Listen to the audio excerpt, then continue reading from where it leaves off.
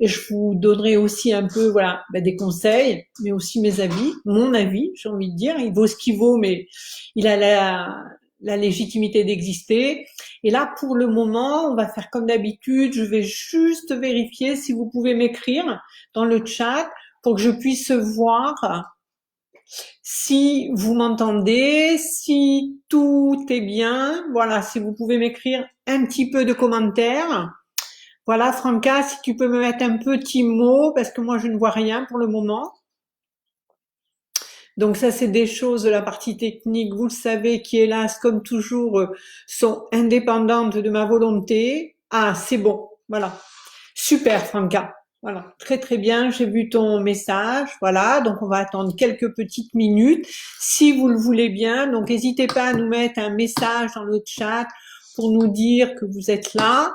Voilà, et nous allons aborder des choses qui sont un peu spéciales en ce moment, avec des chiffres qui ont hélas augmenté, augmenté, augmenté. Voilà.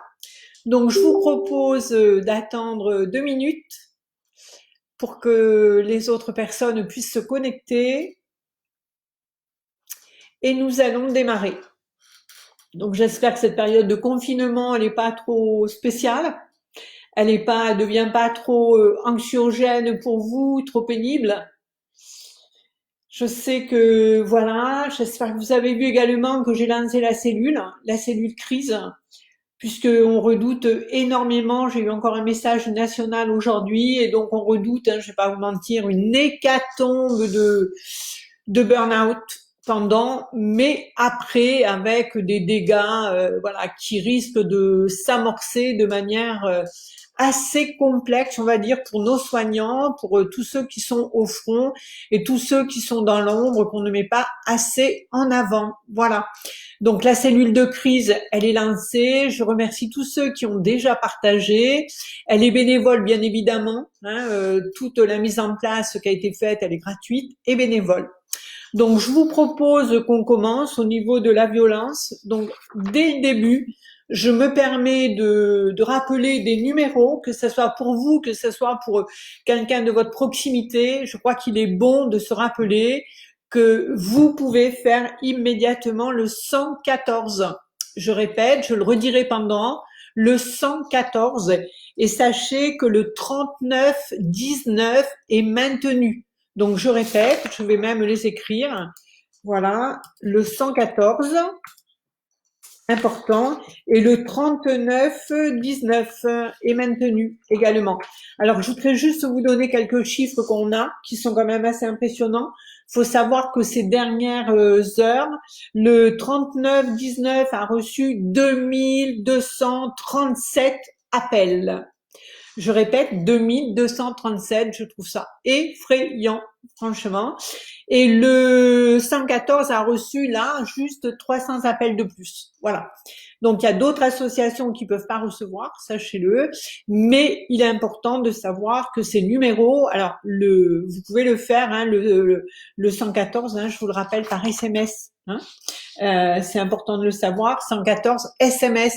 Vous n'avez peut-être pas accès aux appels, surtout si on est sur une scène de violence ou d'agression, mais un SMS, voilà, sachez que vous faites le 114 et vous serez directement dirigé vers le service compétent. Donc, ce qui est important, voilà, c'est de redonner ces urgences, voilà.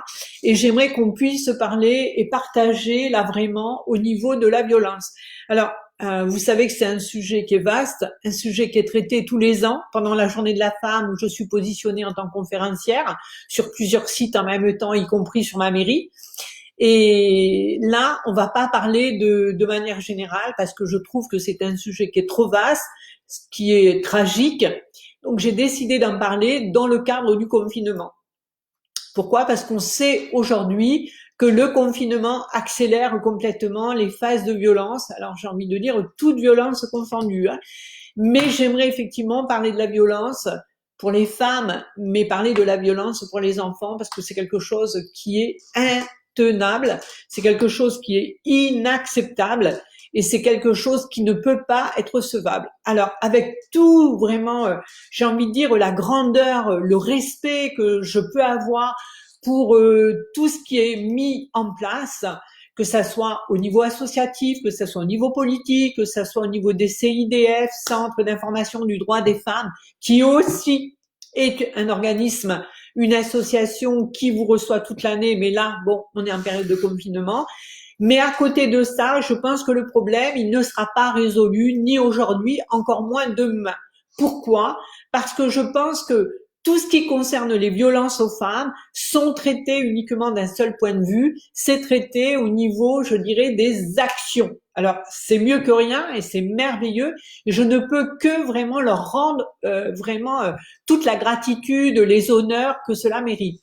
Néanmoins, moi, je vais vous parler effectivement de la violence aux femmes sur la cause, parce que c'est ça, tant qu'on ne va pas changer les causes, on va être en permanence en train d'essayer de réparer les effets, mais les effets sont multiples, les effets ne cesseront pas.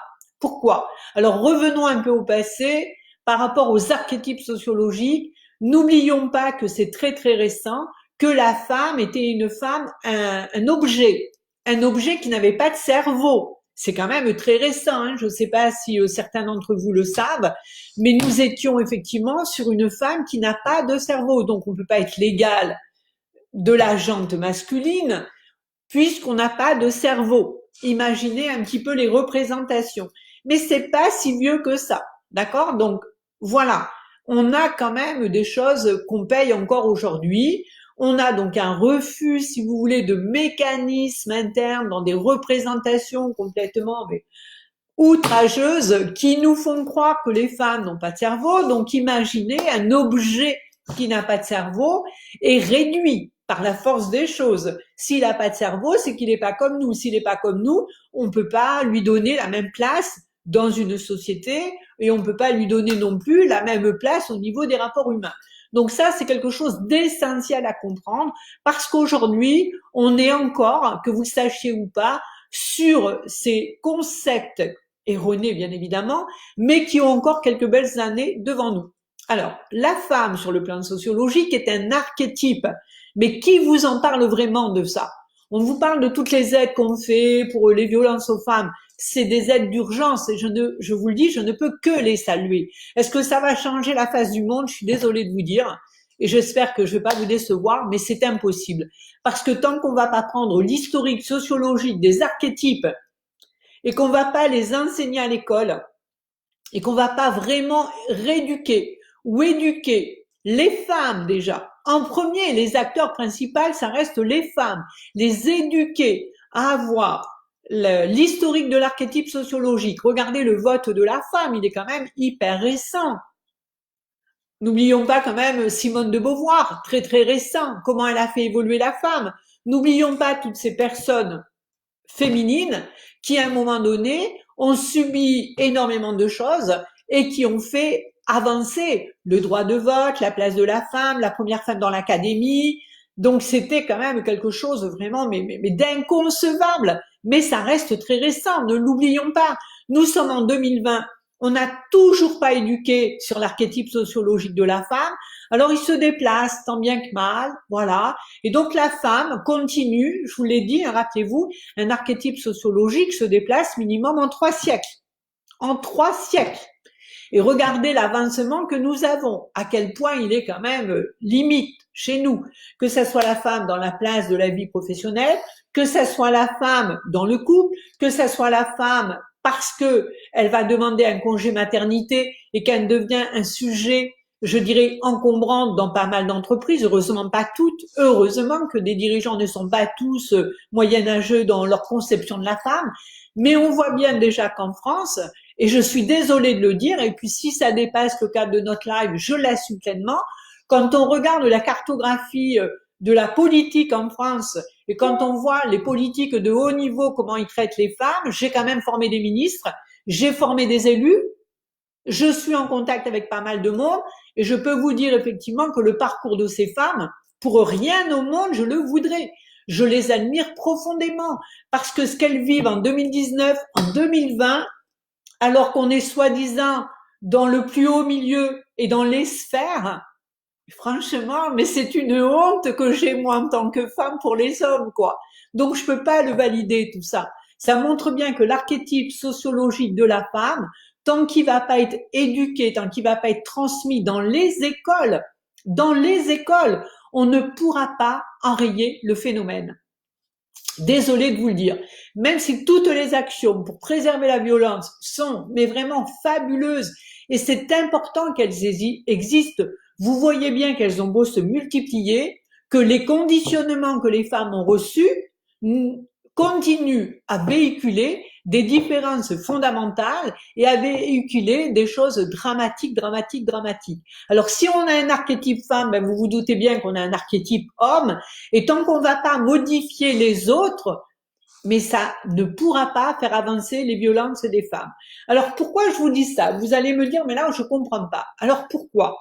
Si on a, c'est pas mon cas, je vous rassure, hein, j'ai pas du tout été touchée personnellement. J'ai vu des choses dramatiques, mais sur moi, j'ai jamais reçu une claque. Donc, ce qui est important de comprendre, si, par exemple, si moi j'ai été une enfant qui a été battue, c'est un modèle que j'ai reçu. Donc, comme j'ai été une enfant battue, automatiquement, ça laissait des traces indélébiles sur moi. Ça laissait des traces, je dirais, et en plus, peut-être que je trouve normal. Tant que je n'ai pas reçu un cadre de référence différent et qui vient m'interpeller en me disant, mais comment tu peux te laisser traiter comme ça, Cathy? Donc, si je ne rencontre pas quelque chose qui n'est pas du même modèle, je pense peut-être qu'en plus de me faire taper, c'est quelque chose de normal parce que j'étais une petite fille, parce que mon frère se faisait pas taper et que les filles à la maison se faisaient toutes taper et qu'elles servaient de boniche. Donc, on voit bien que là, on est face à un problème de positionnement sociologique dans la fratrie qui n'a strictement rien à voir dès le départ avec la violence, mais qui commence par l'éducation. Mais cette éducation qui est donnée, elle est donnée parce qu'elle correspond à un certain type de modèle archétypal qui est véhiculé depuis des siècles et des siècles. Donc même si je protège la petite fille en grandissant, cette petite fille, quand elle va devenir femme, elle peut très bien inconsciemment, puisqu'elle a trouvé ce modèle depuis sa plus tendre enfance, s'attirer un homme qui, à un moment donné, va poursuivre le travail qu'elle a connu à la maison. Pourquoi? Parce qu'au niveau du subconscient, il y a des métabolismes et des mécanismes qui font qu'on va avoir une tendance, hélas, fâcheuse, ou à produire, ou à fuir. Et donc, si je produis, je reproduis, ça veut dire que je vais avoir tendance à mettre dans mon milieu de proximité des gens qui peut-être au début peuvent paraître très calmes, très courtois, très bienveillants, très bien élevés, et qui vont s'avérer des redoutables prédateurs d'une violence extrême. Mais c'est parce qu'à l'intérieur de moi, dans le modèle de mon enfance, j'ai subi des choses, je vous le redis, c'est pas de moi que je parle, j'ai subi des choses qui, à un moment donné, m'ont confronté à des actes d'une violence, des fois irréparable, et qui font qu'à un moment donné, même si je veux fuir, j'ai beaucoup de chances de trouver le compagnon, le conjoint, qui va, à un moment donné, se révéler, me traiter de la même manière.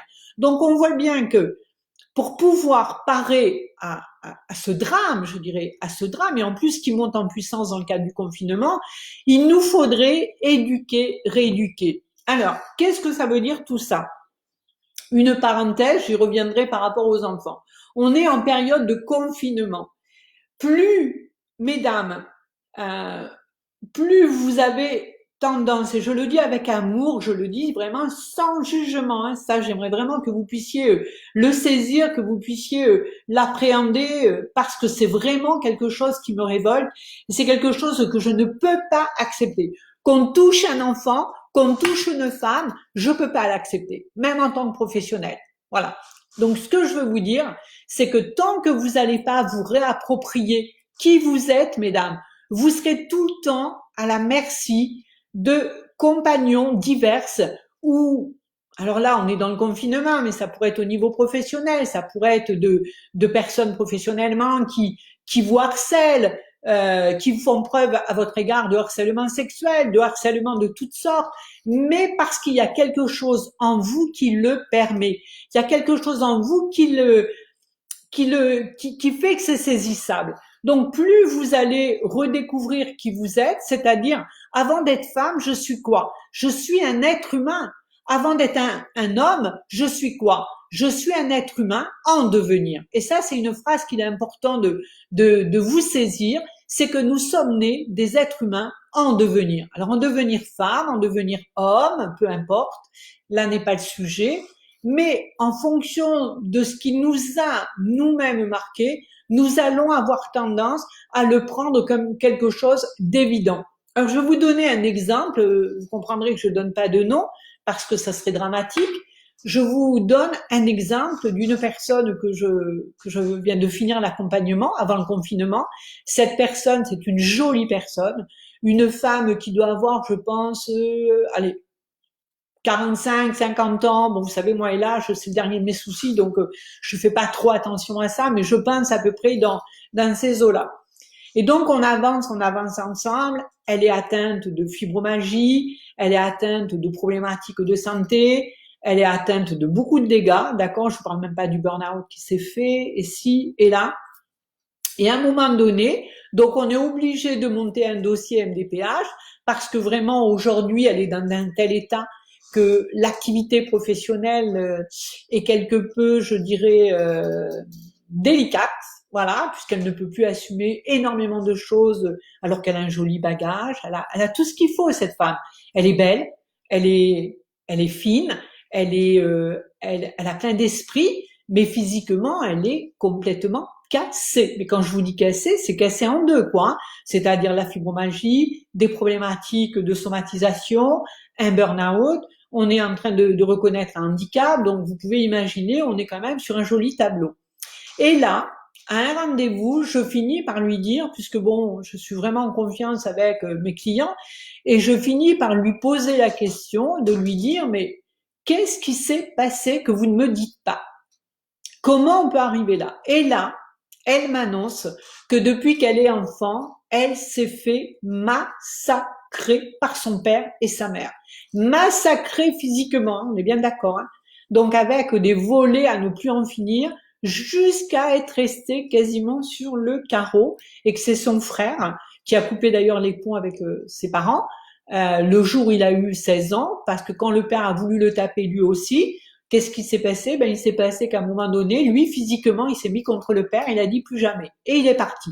Seulement elle, à 26 ans, écoutez-moi bien, elle habite en face de ses parents et elle a continué à recevoir des volets. Et donc aujourd'hui, quand je l'ai accompagnée, elle n'est pas en mesure de rompre les ponts avec ses parents. Alors qu'ils l'humilient, qu'ils l'ont frappé, mais de toutes les possibilités qu'on peut imaginer. Et croyez-moi, si je vous disais la profession des parents intellectuellement, on n'est pas sur des gens qui ont des excuses parce qu'ils n'ont pas été à l'école, parce que si, parce que là. Non, c'est des personnes qui sont censées protéger les autres, accompagner les autres et éduquer les autres dans les écoles. Donc voilà, hein, j'en dirai pas plus. Et là, on se rend compte que elle a un tel lien de culpabilité, c'est-à-dire qu'elle ne se reconnaît pas comme victime, parce que là, on va toucher du lourd. Elle ne se reconnaît pas comme victime et elle continue à croire, alors je vous ai dit, elle a entre 45 et 50 ans, elle continue à croire qu'elle a le devoir de s'occuper de ses parents vieillissants. Et sa mère continue à la harceler au téléphone tous les jours. Et donc, on a fait un travail pour qu'elle essaie un moment de rompre ce fil conducteur. Elle n'y arrive pas. Donc, vous voyez bien que malgré les aides, hein, tout ce qu'on a fait, tout ce qu'on a mis en place, les structures, les associations, aller donc au tribunal des affaires familiales, enfin tout le process que je connais quand j'accompagne les gens qui sont victimes de cela, mais elle-même, parce que c'est bien d'elle qu'il s'agit, malgré tous les dispositifs, malgré tous les aides, elle ne parvient pas à rompre. Elle est trop empreinte de culpabilité. Donc vous voyez bien que le vrai travail, c'est à un moment donné le travail sur soi. Parce que tant qu'on ne va pas se réapproprier qui on est, et se respecter et s'aimer en tant que femme, en tant qu'être humain en premier, je vous le dis et je vous le redis, mais ensuite en tant que femme, la nature nous a fait femme, elle nous a fait femme, c'est tout. Mais comment peut-on accepter que quelqu'un, même si c'est notre conjoint, puisse lever la main sur nous? Et c'est là, et j'ai accompagné des dizaines et des dizaines de femmes qui ont été fracassées, victimes d'inceste et d'enfants. Et là, c'est important de vous dire que à chaque fois, mais quasiment à chaque fois, au travers de toutes ces années, j'ai vu des personnes qui n'arrivaient pas à intégrer le fait qu'elles étaient victimes. Et dès lors qu'on fait un travail et qu'on permet à ces femmes qui ont été peut-être aussi des enfants battus, des enfants abîmés, des enfants humiliés, on va, tant qu'on n'a pas fait ce travail de reconnaissance, vous m'entendez, de reconnaissance que je suis victime. C'est moi la victime. Mes parents me battaient pas, me mettaient pas des volets parce que j'étais pas une petite fille, norme, sage, bien élevée comme ils me disaient peut-être si j'étais une enfant battue. Non, je suis la victime d'adultes. Et tant que ce travail de victimisation n'a pas été intégré, le travail de réparation ne sera jamais, jamais possible. Et le travail de stop et de dire stop, et d'oser partir et d'oser sortir, y compris en période de confinement. Je vous donne entre parenthèses une information officielle. Nous n'avons pas le droit de sortir pendant le confinement, mais nous avons le droit de fuir la violence pendant le confinement. Sachez-le, au niveau de l'ordre, au niveau de la gendarmerie, vous le diront, au niveau de la police, au niveau de toutes les associations que vous pouvez appeler. Nous n'avons pas le droit de sortir pendant le confinement, mais nous avons le droit de fuir la violence. Et donc, petite parenthèse, parce que je trouve important de vous rappeler le 114 SMS, voilà, au secours, juste un SMS, et le 3919, n'oubliez pas, qui vous mettra en contact directement avec les dispositifs. Donc, ce qu'il faut savoir, c'est qu'à un moment donné, si effectivement le confinement, qu'est-ce qu'il fait le confinement? Il va mais multiplier de manière exponentielle, je dirais, les probabilités, des aptitudes des gens qui ont des tendances à partir très très vite sur des colères, sur la violence. Donc, l'agressivité, c'est une chose, la colère, c'est une chose, mais la violence, c'est quelque chose sur lequel on ne peut plus intervenir. Sachez-le. Donc, plusieurs cas peuvent se proposer. C'est où vous avez la possibilité, moi je vous dis, enfermez-vous dans une pièce et surtout prenez vos enfants, ne les laissez pas. Prenez vos enfants, enfermez-vous dans une pièce et je veux dire, mettez-vous à l'abri. Pourquoi? Parce que quand on voit les coups qui sont portés aux femmes, je vous redonne les chiffres pour ceux qui n'étaient pas là, hein, c'est quand même impressionnant. Au niveau du 3919, ils ont reçu là, juste là dernièrement, 2237 appels de secours et le 114 a reçu 300 appels de plus. Donc ça me semble quand même quelque chose de vertigineux. Donc ce qui est important de comprendre, c'est que si je sens que je vais être victime de violence, je sais que c'est difficile à entendre, mais n'oubliez pas que c'est parce que quelque chose en moi le permet, quelque chose en moi l'autorise. Et donc, ça passera, peut-être pas pendant la période de confinement, mais ça passera après le confinement, par un travail que je vous invite à faire. Et si c'est des gens de votre entourage qui sont victimes de ça, n'hésitez pas à leur répéter ce que je suis en train de dire. Seul le travail de reconnaissance que vous avez été la victime, vous n'êtes pas coupable, vous êtes la victime, vous ne pourrez pas vous en sortir. Deuxième aspect, fuir. D'accord? On peut, à un moment donné, ne pas s'échapper sous les coups en tant que femme, sous les coups d'une brute, d'un pathétique monsieur. Mais, à un moment donné, vous devez vous engager. Pas de deuxième fois. Pas de deuxième fois. Donc, fuyez. Pourquoi tant de femmes n'osent pas fuir? Parce qu'elles ont peur. Parce qu'elles sont terrorisées. à l'idée de s'échapper, à l'idée de laisser les enfants. Parce que souvent, les gens qui frappent, les hommes qui frappent, menacent si tu pars, de toute façon, tu reverras jamais tes enfants.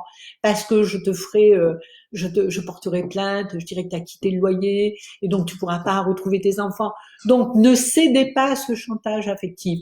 Ne cédez pas une deuxième fois et prenez vos enfants et partez. Alors j'aimerais effectivement vous soumettre maintenant quelque chose qui pour moi est essentiel. C'est que si vous n'arrivez pas à le faire pour vous, je vous en conjure, vos enfants, quand ils sont victimes et témoins de violences conjugales, c'est quelque chose qui est de l'ordre du traumatisme.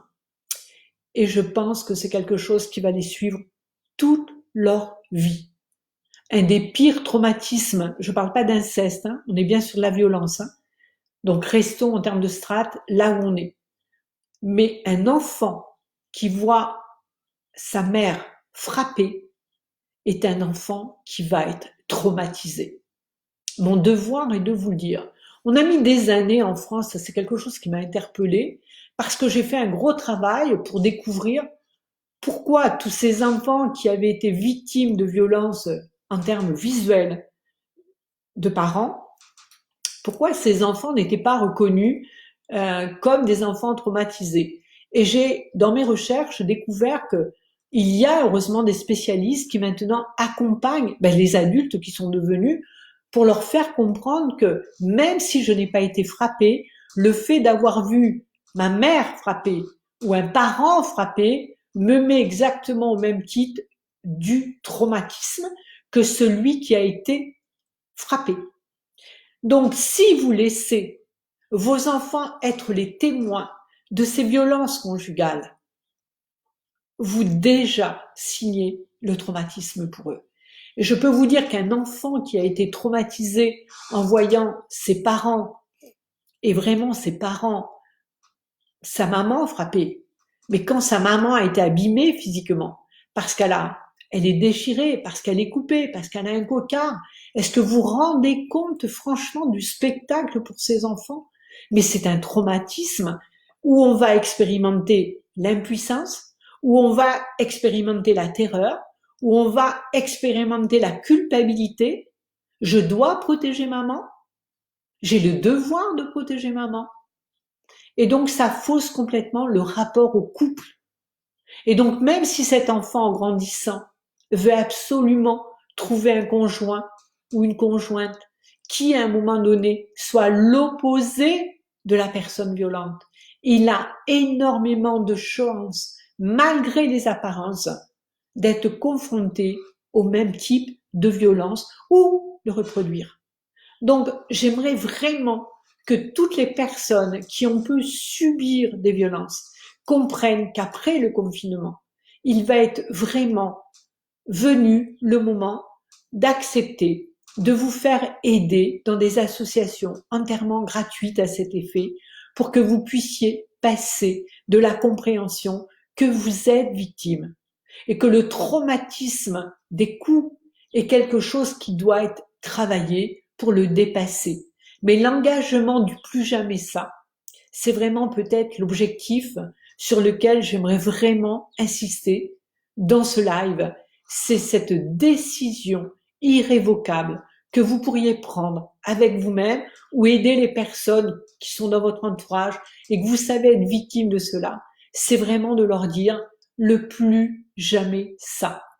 Le plus jamais ça.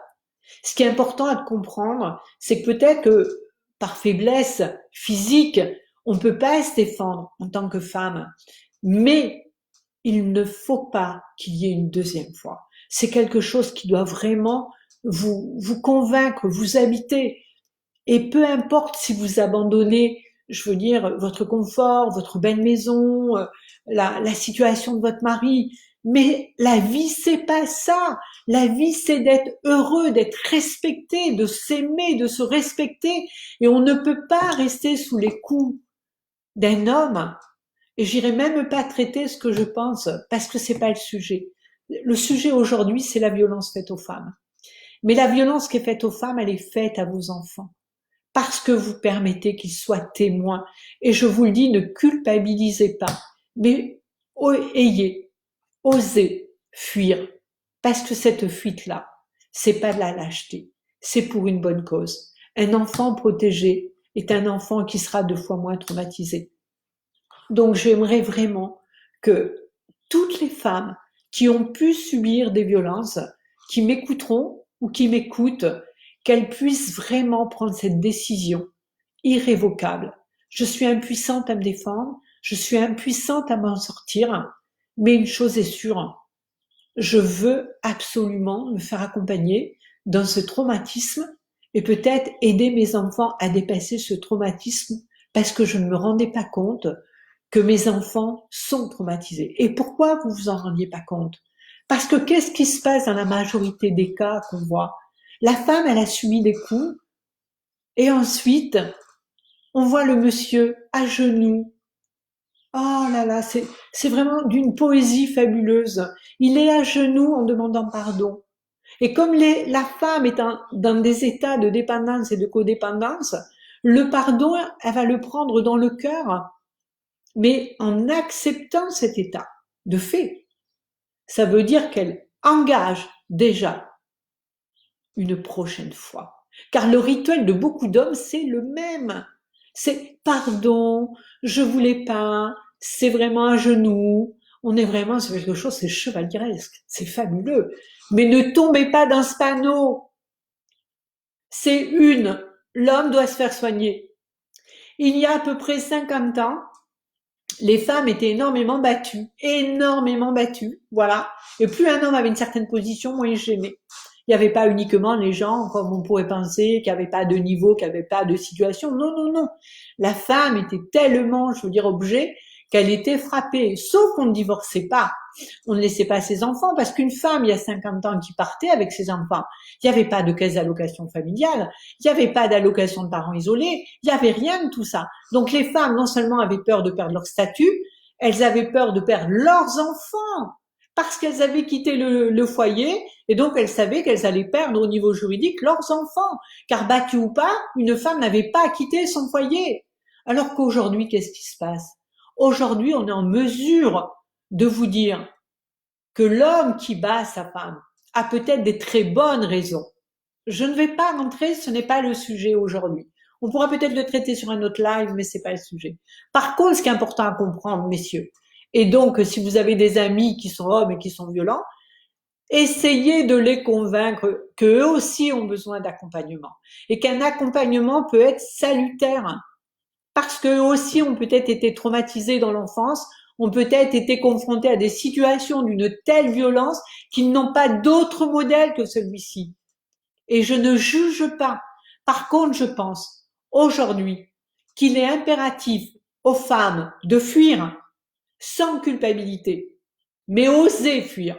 Parce qu'oser fuir, c'est une femme qui ne mourra pas sous les coups de quelqu'un. Et c'est une femme qui va protéger ses enfants d'un traumatisme. Parce que je vous le redis, un enfant qui est témoin des violences conjugales, c'est un enfant qui intègre un traumatisme. Et ça le poursuivra certainement toute sa vie. Et comme il n'a pas été touché, qu'il n'a été que le témoin, il ne saura peut-être jamais, jamais, s'il ne se pose pas les bonnes questions, qu'il est victime, qu'il est traumatisé. Et tout son comportement et toute sa vie lui joueront des tours, des désappointements terribles, parce qu'il ne saura jamais qu'il a été traumatisé et que ça nécessite également un travail.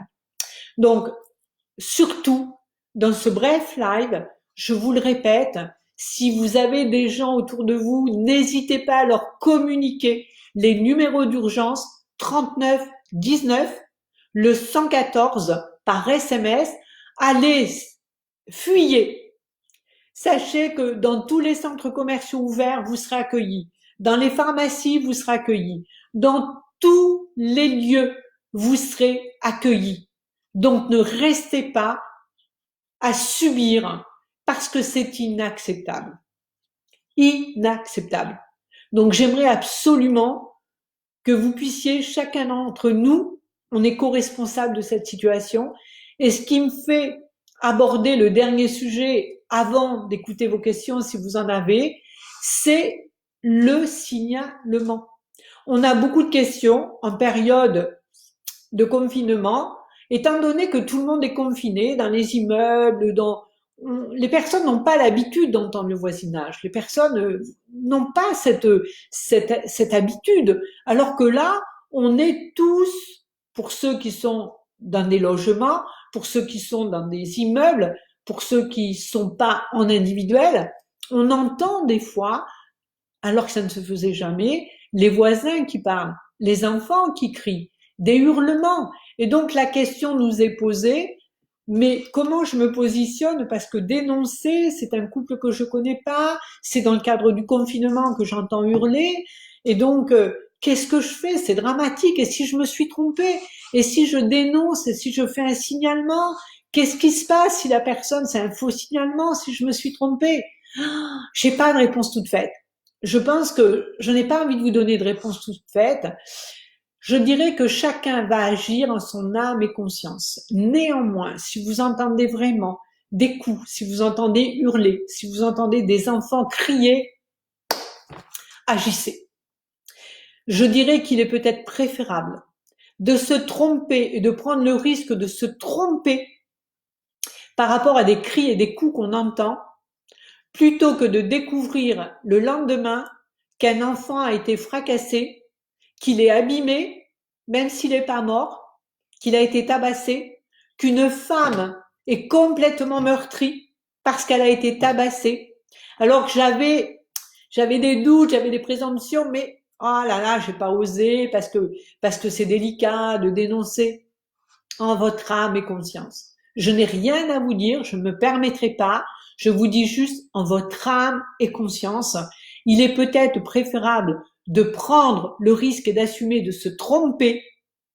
On présentera des excuses, on expliquera, on communiquera là-dessus, plutôt que de découvrir une femme de plus qui est morte, un enfant de plus qui est victime.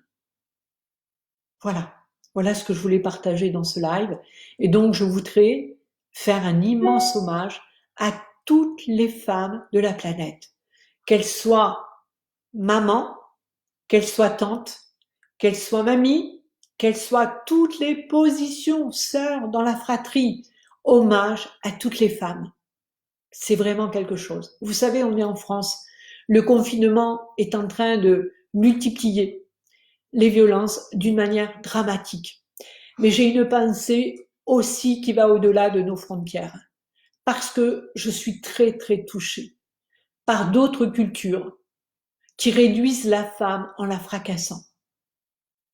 Parce que c'est normal, parce que c'est reconnu dans leur éthique, dans leur normalité, dans leur déontologie. Je pense qu'en 2020, que certains pays puissent encore faire subir aux femmes tout ce qu'elles subissent, n'en déplaise à qui que ce soit, je vais oser dire tout haut que je n'ai qu'un rêve, que tous ces hommes, que toutes ces pratiques sortent de l'obscurantisme une bonne fois pour toutes. Voilà. Donc je prends vos questions, j'espère vous avoir enseigné. Je répète une dernière fois, le 114 par SMS, n'hésitez pas à le communiquer, à le transmettre. Le 3919, attention, c'est vraiment un dispositif qui est là pour vous aider. Fuir, même en période de confinement, ce n'est pas freindre la loi du sortir. Officiellement, fuir contre la violence est tout à fait entendable, recevable, accepté, sachez-le. Et donc, n'hésitez pas à vous rapprocher si vous connaissez quelqu'un qui subit en ce moment ces choses dramatiques.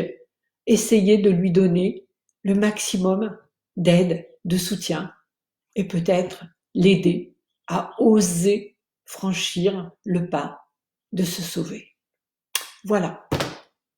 Je vous remercie et je vais peut-être... mon ami Belkacem est là, ça me fait plaisir. Annie, Franca, voilà. Je suis heureuse. Oui, je vais répondre, Jean-Charles, tu as raison. Si elles n'ont pas accès à un téléphone, Les pharmacies sont missionnaires, oui, oui, pour faire le relais. Le tout, c'est pour ça que aujourd'hui, au niveau du confinement, on a officiellement, et donc c'est pour ça que je me permets de vous le dire, hein, c'est officiel par la gendarmerie.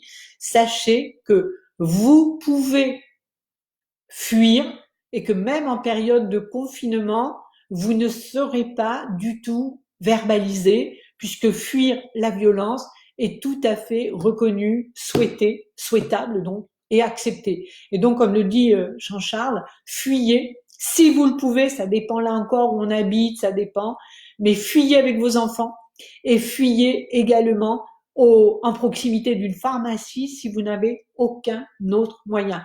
Même les centres commerciaux, je le répète, sont prévenus, donc se tiennent également pour vous mettre à l'abri en attendant d'appeler les dispositifs importants. Voilà. Donc c'était hyper important. Heureuse de ta présence, Jean-Charles, ça me fait vraiment vraiment plaisir. Belkacem aussi, donc voilà. Oui, ça laisse une trace indélébile sur les enfants. Et là, je peux vous dire que j'ai assez accompagné d'enfants traumatisés de la violence parentale. Donc, je pense que j'ai vu des choses lourdes, mais j'ai vu des enfants adultes abîmés et je dirais certains avec beaucoup de mal à pouvoir réparer. La violence psychologique conjugale, elle laisse pas, oui, bien sûr, Franca, elle laisse pas des traces physiques, mais elle est terrible, terrible, terrible. Je pense à une cliente à moi qui alors excusez-moi, je le fais volontairement, hein, puisque vous savez combien je suis amoureuse des mots, n'a pas été encore frappée. Et je le dis volontairement, le encore, parce que ça faillit, et je lui ai fait comprendre que peut-être qu'il y aura une fois où ça débordera. Et donc, en réalité, elle a perdu toute confiance en elle. Elle a une vision d'elle-même en moins d'un an dramatique parce que les violences psychologiques, verbales qu'elle reçoit l'ont anéantie. Et aujourd'hui, alors, je suis pas vulgaire, vous le savez, mais c'est elle qui me le dit. Je suis une mère de Cathy. Et quand vous entendez ça d'une gamine qui est déjà maman, je peux vous dire que vous vous dites non, on va travailler pour le plus jamais ça. Mais elle, aujourd'hui, elle en est convaincue qu'elle ne vaut rien, puisque, donc oui, les violences psychologiques, bien évidemment, Franca, sont terribles et laissent quand même des traces, j'ai envie de dire, indélébiles, tant qu'on ne fait pas un travail pour se faire aider. Oui, je reste très diplomate et je ne veux pas tomber dans un discours masculin et contre les hommes. J'ai énormément d'hommes amis, donc pour ceux qui ne savent pas, vous savez que j'ai énormément de jantes masculines autour de moi en permanence, certainement même plus que les femmes, parce que je suis dans des milieux professionnels qui sont quand même énormément composés d'hommes, que ce soit les casernes, que ce soit l'industrie. Et je peux vous dire que j'ai des relations fabuleuses avec la gente masculine, mais fabuleuses. Et donc c'est pour ça que je crois, et donc certains sont ici, messieurs, merci d'être là, et me connaissent bien pour avoir fait un bout de route avec moi, et savent combien on a eu un parcours d'amitié très fort. Donc oui, j'ai beaucoup d'hommes que j'aime énormément en termes d'amitié, qui sont pour moi vraiment, ben, on se sent égaux complètement. Voilà, je me sens ce que je suis, se sentent ce qu'ils sont, parce qu'il y a des valeurs, parce qu'il y a une courtoisie, parce qu'il y a une élégance, parce qu'il y a des échanges dignes de ce nom.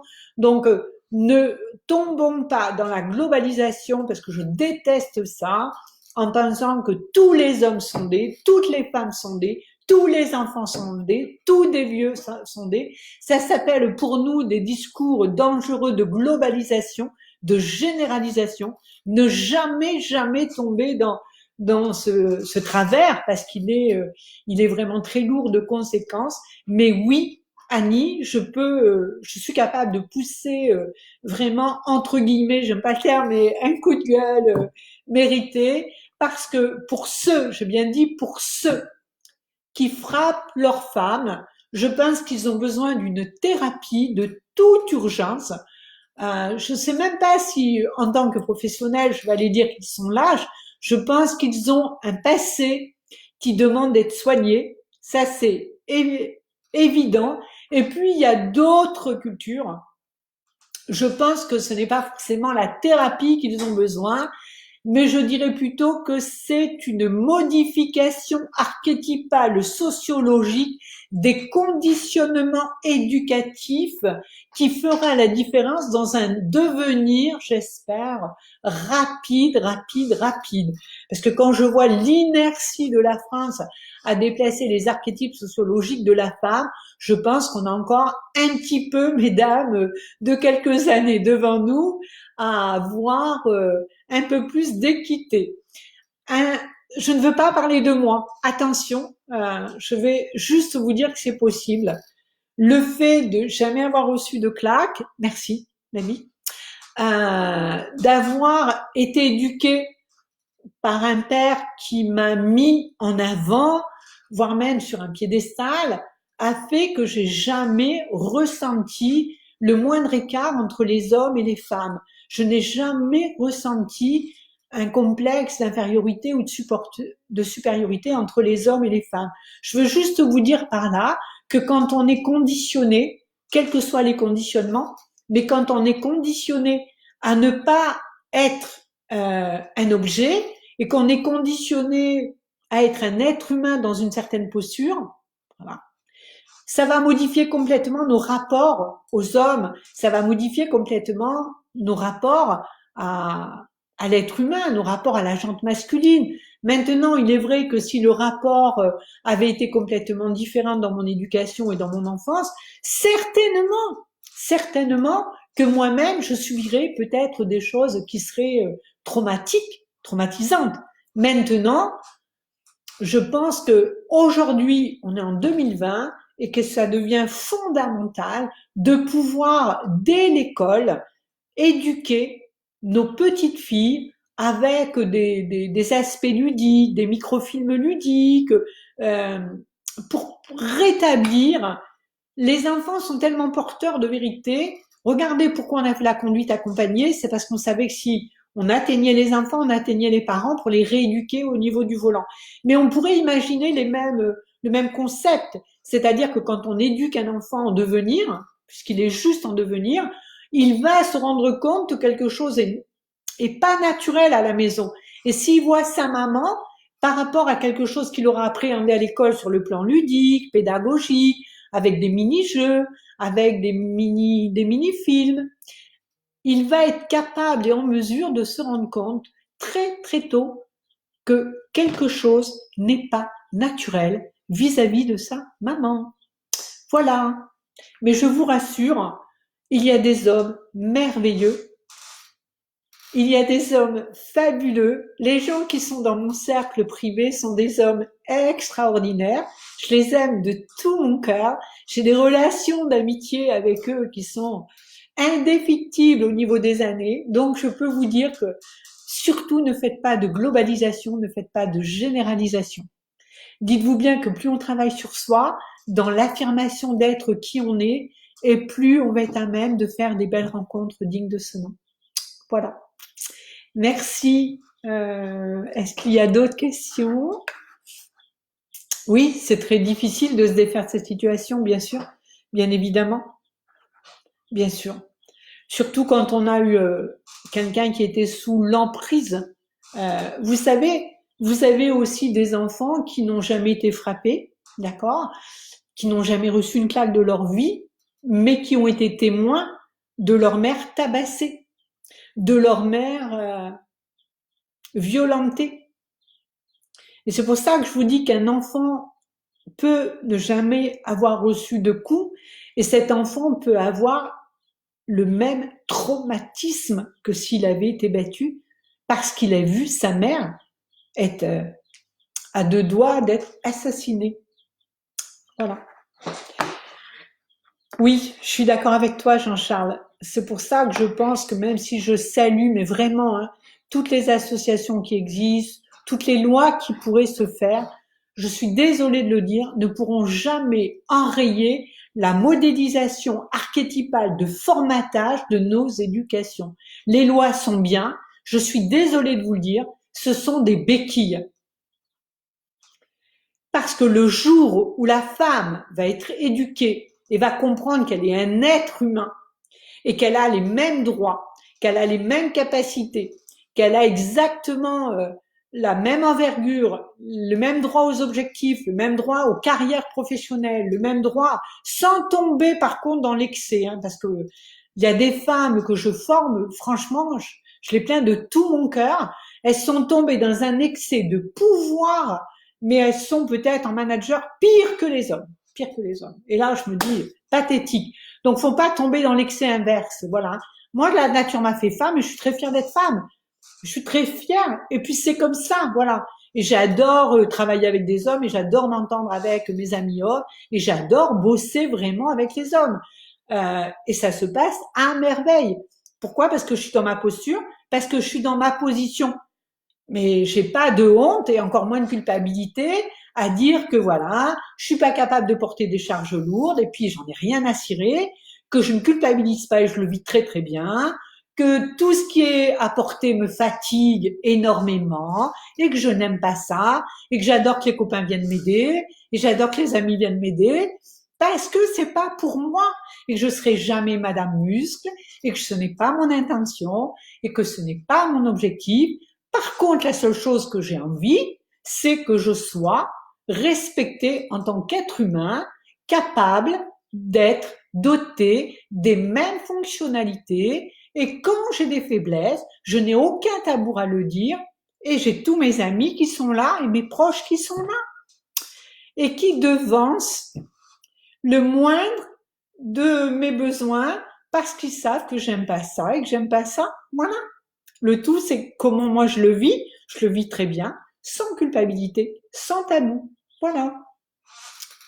Donc vous savez ce qu'il vous reste à faire. Oui, Franca, je crois avoir répondu hein, par rapport à ce que je pense à l'école.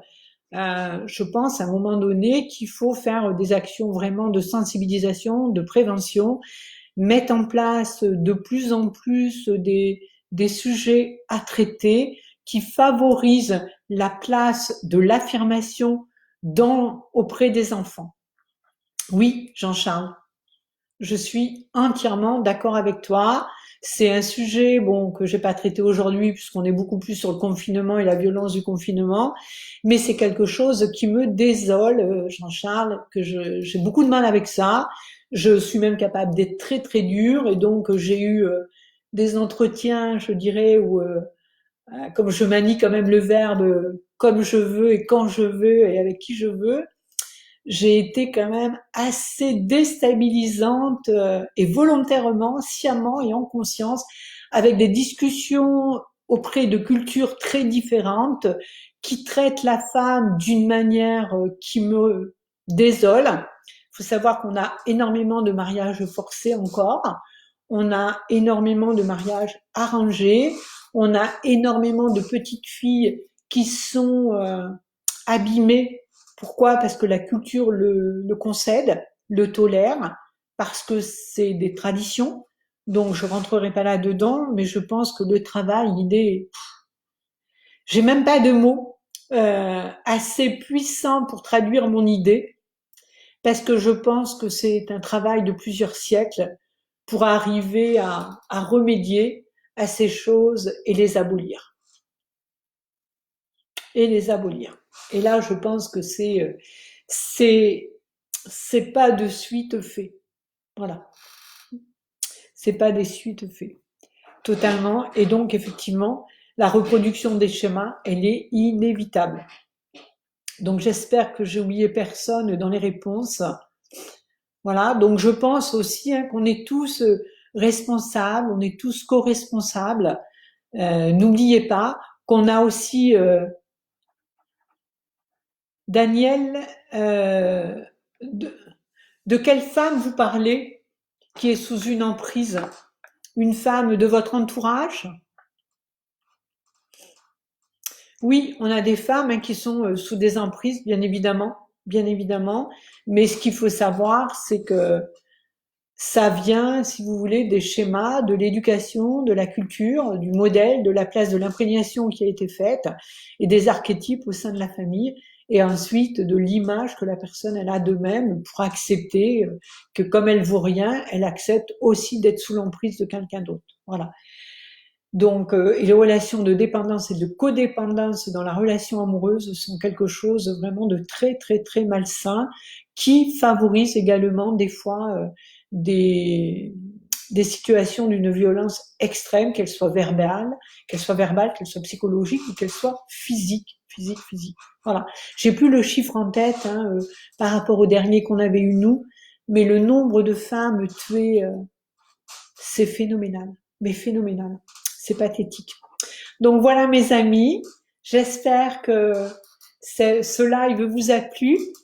J'espère que vous êtes contents, j'espère que ça vous a apporté quelques lumières. Je vous rappelle une information, mais je pense que beaucoup l'ont vu.